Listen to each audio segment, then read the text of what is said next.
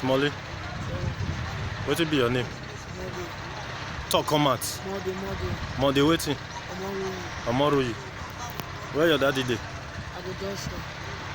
I go Joshua. Now they stay. Yes. And there he has dey. Yes. What will be your daddy name? Ojo. Where your mother? Owotu. Okay. Where you dey stay? Ring Road. And there you dey sleep. Yes. Okay. Wetin happen? Why you dey here? Because of that phone matter. Phone. Yes. Wetin happen for the phone? Yeah, that my friend so we call back shit for yard. My 10,000. That guy called me right now because he go carry the 2,000. We call go down carry 2,000 because he turned out to go, no fit comot to go because he want party.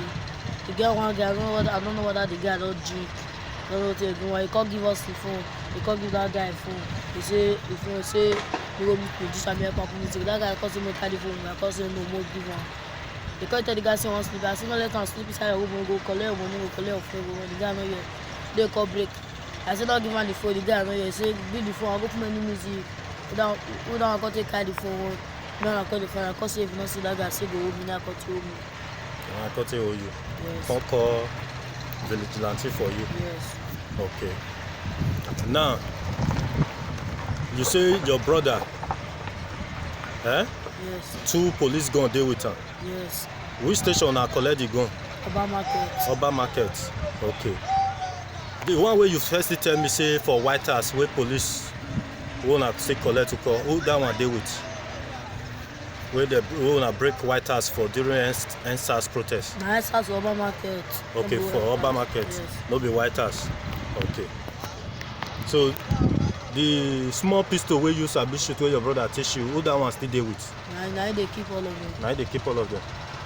He teach you that small one how to operate am, abi? Yes. Okay. Raise your head. How many robbery you don't follow them go? 4. 4. Where and where? Saple Road, Siloko Road.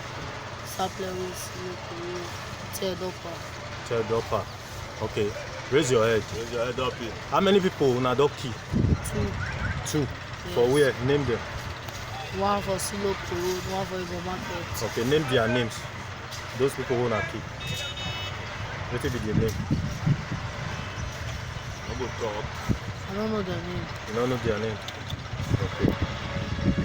If una rob finish, where una dey go sit down? Where una dey gather share money? Third for cartel. Third for cartel. Yes. Where the cartel dey for third? If you pass the that where I tell you so you go from small. Don't go from small. That's where filling station. Come to filling station. You never go inside.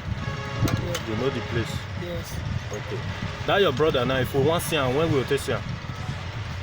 We go there do money. We face him. We go there around 8 in the evening. We face him. We will face him. All right. No wahala.